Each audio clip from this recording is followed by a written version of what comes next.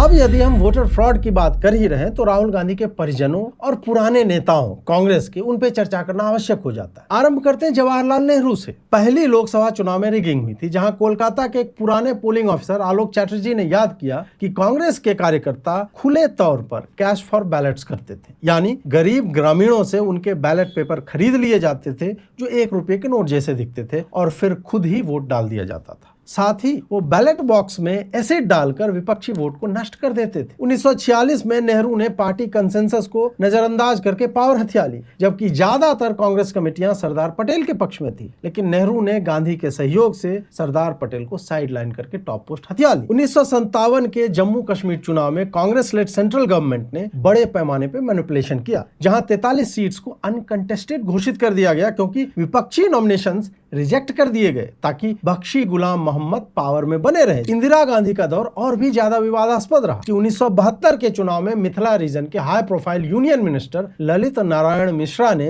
कामदेव सिंह को हायर किया ताकि बूथ्स पर कब्जा किया जाए। 1971 में इंदिरा की रायबरेली चुनाव को इलाहाबाद हाईकोर्ट में चैलेंज किया, उन्हें 6 वर्ष के लिए डिस्क्वालीफाई किया गया और इस निर्णय से बचने के लिए उन्होंने इमरजेंसी लगा दी। अप्रैल 1972 में इंदिरा और MOS होम अफेयर्स केसी पंत पर पश्चिम बंगाल और जम्मू कश्मीर में चुनाव रिगिंग के आरोप लगे। 1975 में कांग्रेस को बारपेटा पार्लियामेंट्री बाय इलेक्शन में रिगिंग के आरोपों से लज्जित होना पड़ा, जहां सोशलिस्ट MLC BC तालुकदार ने प्रेस को दिखाया कि कॉन्स्टिट्यूएंसी में विभिन्न जगहों से मिले बैलेट पेपर प्राइवेटली प्रिंटेड थे और पहले से प्रेसाइडिंग ऑफिसर्स द्वारा साइन किए गए थे, जिन्हें अवैध तरीके से बैलेट बॉक्स में डालकर कांग्रेस कैंडिडेट की जीत सुनिश्चित की गई थी। 1987 के जम्मू कश्मीर चुनाव में राजीव की गवर्नमेंट पर रिगिंग का आरोप लगता है। राजीव गांधी ने 1989 लोकसभा चुनाव से ठीक पहले 2 चुनाव कमिश्नर्स अपॉइंट किए ताकि तब के CEC RVS पेरी शास्त्री को कंट्रोल किया जाए। अमेठी सीट पर रिगिंग के आरोपों के उपरांत 97 बूथ्स में रीपोलिंग हुई। सोनिया गांधी की महानता ऐसी थी कि कथित तौर पर उन्हें भारतीय नागरिकता 1983 में मिली, परंतु उनका नाम 80 और 83 के शुरुआती वोटर रोल्स में आ जाता है। इन्हीं के सुपर PM काल की बात यदि करें तो उन्होंने 2005 में अपने लॉयलिस्ट नवीन चावला को